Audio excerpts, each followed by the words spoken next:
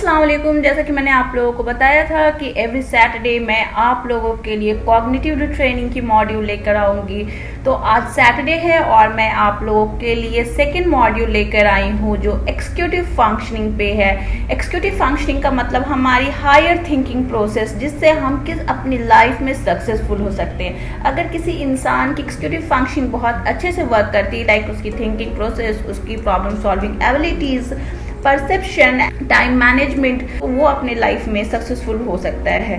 तो आज मैं आप लोगों को यही बताने वाली हूँ। इससे रिलेटेड मैं आपके लिए कॉग्निटिव फंक्शन के एग्जीक्यूटिव फंक्शनिंग मॉड्यूल से वन टेक्निक लेकर आई हूँ, जिससे मैं आप लोगों को बताऊंगी कि आप अपने प्लान में कैसे सक्सेसफुल हो सकते हैं। क्योंकि हम लोग प्लानिंग तो बहुत करते हैं, लेकिन क्या हम उसमें सक्सेसफुल होते हैं या नहीं? अगर नहीं होते हैं तो क्यों नहीं होते हैं? क्या रीज़न है जिसकी वजह से हम अपनी लाइफ में सक्सेसफुल नहीं हो पा रहे हैं? वहीं कोई दूसरा हमारे साथ जो वर्क कर रहा है या जो हमारे साथ पढ़ाई कर रहा है, वो अपनी लाइफ में काफ़ी सक्सेसफुल हो जाता है और हम वहाँ पे पीछे रह जाते हैं। क्यों ऐसा होता है? कभी आपने इसे जानने की कोशिश की है?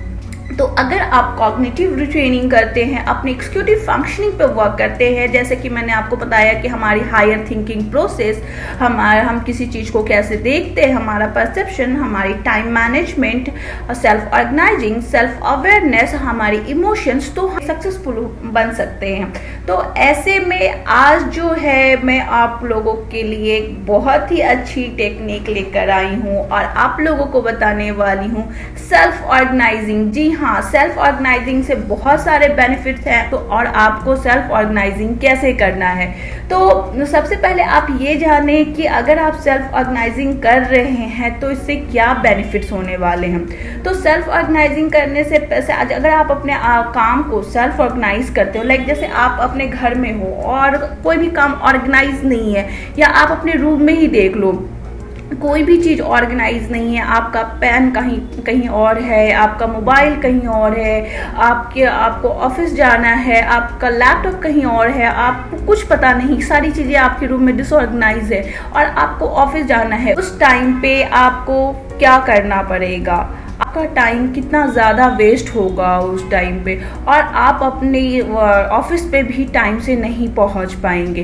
तो उससे क्या होगा कि अगर आप टाइम पे ऑफिस नहीं पहुंचते हैं तो उससे बहुत सारी प्रॉब्लम्स आ सकती है। लाइक आपका बॉस जो है वो आपसे नाराज़ हो सकता है, आप अपनी मीटिंग के लिए लेट हो सकते हैं, अगर आपकी परफॉर्मेंस जो है वो डिटोरिएट होती है, आपका एक इम्प्रेशन है वो अच्छा नहीं। तो आपने देखा कि कितनी सारी प्रॉब्लम्स आ सकती है अगर आप सेल्फ ऑर्गेनाइज नहीं करते हैं। तो सेल्फ ऑर्गेनाइजिंग के मैं कुछ आपको बेनिफिट्स बता रही हूँ, जिससे ये होगा कि सबसे पहले ये बेनिफिट ये है कि आपका जो टाइम है वो सेव हो जाएगा।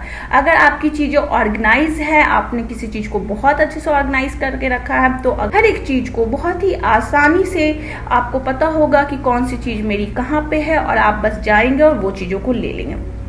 सेकेंड फिट ये है कि जब अगर आपका टाइम सेव होगा तो डेफिनेटली आपका जो वर्क परफॉर्मेंस है वो भी काफ़ी फास्ट होगा, आपकी जो स्पीड होगी वो काफ़ी फास्ट होगी। थर्ड, आपका गोल जो है वो क्लियर होगा कि मुझे कौन सी चीज़ कहाँ से लेनी है, क्या करना है, वो सारी चीज़ें सेल्फ ऑर्गेनाइजिंग में क्लियर होती है। फोर्थ, जब आपको ये पता है कि हाँ मेरा गोल क्या है, तो आपके अंदर कोई कॉन्फ्लिक्ट नहीं होगा कि मुझे ये करना है या मुझे ये चीज़ ढूंढनी है। आप आराम से कोई भी काम को आसानी से कर सकते हैं। एंड फिफ्थ वन, आपका कॉन्फिडेंस लेवल काफ़ी हाई होगा। तो ये कुछ बेनिफिट्स हैं जो कि कॉग्निटिव ट्रेनिंग के एग्जीक्यूटिव फंक्शनिंग मॉड्यूल से सेल्फ ऑर्गेनाइजिंग टेक्निक के जरिए आते हैं। अब हमारे पास क्वेश्चन ये आता है कि सेल्फ ऑर्गेनाइजिंग हम करें कैसे? अपने आप को सेल्फ ऑर्गेनाइज करने का क्या मतलब होता है, क्या स्टेप हमें यूज़ करनी चाहिए जिससे हम अपने आप को सेल्फ ऑर्गेनाइज करें और अपनी लाइफ में सक्सेसफुल हो पाए।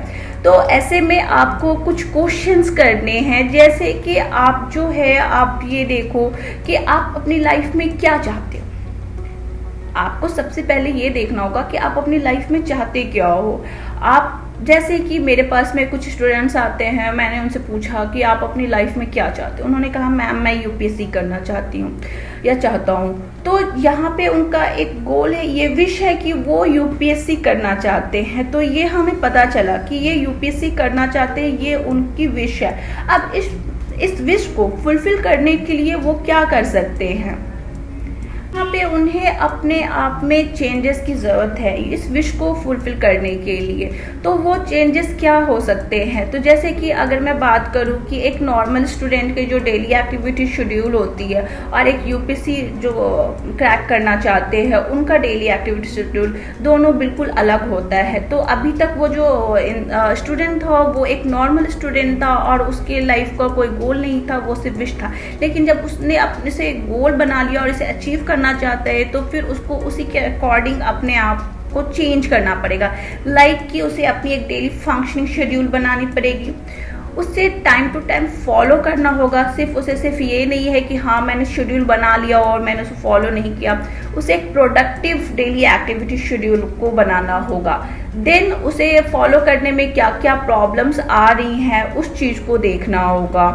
टाइम मैनेज करना होगा कि मैं अपना टाइम कैसे मैनेज करूँ, क्योंकि बहुत सारी चीज़ें पढ़नी होती है। यूपीएससी का अगर कोई एग्ज़ाम दे रहा है तो उसमें कोई एक चीज़ नहीं है कि हाँ आप सिर्फ एक चीज़ को लेकर जाओगे, और ये काफ़ी टफ एग्ज़ाम होता है। और उस टाइम पे आपको अपने टाइम को मैनेज करना, अपनी सोशल लाइफ, आपकी पर्सनल लाइफ, आपकी स्टडी, हर एक चीज़ को मैनेज करना काफ़ी डिफ़िकल्ट होता है। तो आपको उसी के अकॉर्डिंग अपने आप को लेकर चलना होता है। आप अपने मेंटल हेल्थ को कैसे बेटर रख सकते हैं वैसी कंडीशन में, इन सब चीज़ों को ध्यान में रखते हुए आपको कुछ चेंजेस करने पड़ते हैं और फिर उसको फॉलो करना होता है। लेकिन आपको ये देखना है कि जब आपने अपने अंदर चेंजेस ले लिए हैं तो आपको कौन कौन सा स्टेप लेना होगा। जैसे कि आप बीए कर चुके हो और अब आपके पास में कोई रिसोर्सेज नहीं है, तो आपको सबसे पहला स्टेप ये करना है कि ये देखना है कि आपकी एबिलिटीज़ क्या है, क्या आप सेल्फ स्टडी करके आप यूपीएससी क्रैक कर सकते हो या फिर आपको कोई कोचिंग की ज़रूरत होगी। तो उसके अकॉर्डिंग आप अपना स्टेप लेंगे, स्टेप बाय स्टेप आप इसमें आगे बढ़ेंगे। तो आपको सबसे पहले क्या करना हुआ, फर्स्ट स्टेप आपका ये है कि आपने यूपीएससी का गोल बनाया, उसके बाद में आप जो है उसकी सिलेबस को और उससे रिलेटेड जो बुक्स है वो आपने ले लिए। देन आपने अपनी एबिलिटी, सेकेंड स्टेप में आपने ये देखा कि आपकी एबिलिटीज़ क्या है, उसमें आप अवेयर हो गए। और उसके बाद में आपने अपने लिए जो है एक देखा कि आप सेल्फ स्टडी करके आप यूपीएससी क्रैक कर सकते हो या फिर आपको कोचिंग की ज़रूरत पड़ेगी। देन आपको ये देखना है कि आपको कोई प्रॉब्लम जैसे इकोनॉमिकल, सोशल और इन्वायरमेंटल, इस तरीके की कोई प्रॉब्लम्स अगर आ रही है तो उससे रिलेटेड आपको सॉल्यूशन ढूंढना है। तो आपको स्टेप बाय स्टेप चलना है। अब बात ये आती है प्लानिंग। अगर मैं इसमें फेल हो गई देन, क्योंकि कोई ज़रूरी नहीं है कि हम पास हो ही जाए, या फिर हो सकता है कि मुझे 1 साल 2 साल 3 साल टाइम लग सकता है। तो हमें ये चीज़ देखना है कि हमारे पास हमेशा एक अल्टरनेटिव होना चाहिए। अगर हमारे पास में एक अल्टरनेटिव होता है तो क्या होगा कि हम फ्रस्ट्रेट नहीं होंगे। अगर मैं किसी एक चीज़ पे रिजिड हो जाऊंगी कि नहीं, जैसे कि मान लो कि कोई स्टूडेंट है और वो सिर्फ ये सोच रहा है कि मेरा यूपीएससी क्लियर हो, उसके अलावा वो कुछ और सोच ही नहीं पा रहा है। जैसे कि मैंने कुछ स्टूडेंट्स के टेस्ट भी लिए थे न्यूरोसाइकोलॉजी के, और उसमें ये मुझे दिखा कि वो लोग इतने ज़्यादा रिजिड हो जाते हैं कि मुझे बस यूपीएससी ही करना, उनकी प्रॉब्लम सॉल्विंग एबिलिटीज़ जो है वो पुअर हो जाती है।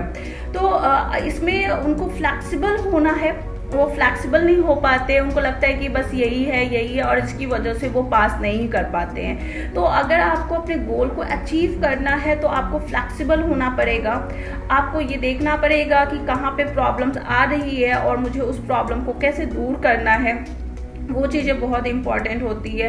देन आपको प्लान में ये देखना है कि अल्टरनेटिव मेरे लिए कुछ हो सकता है। ऐसा नहीं है कि सिर्फ यूपीएससी ही है, ठीक है, ये यूपीएससी अगर मुझसे 1 साल 2 साल नहीं हो रही तो दूसरी चीज़ तो कहीं ना कहीं और चीज़ें तो जा रही है, लॉस हो रही है। तो वैसे में आप अपने आप को कुछ अलग भी सोच सकते हैं कि मेरे पास में अगर मैं यहाँ पे अच्छा नहीं कर पाया तो मेरे पास में कुछ अल्टरनेटिव होनी चाहिए जिसको मैं कर सकता हूँ। लाइक कि आप PhD कर सकते हो, आप AP के लिए असिस्टेंट प्रोफेसर के लिए आप प्रिपरेशन कर सकते हो।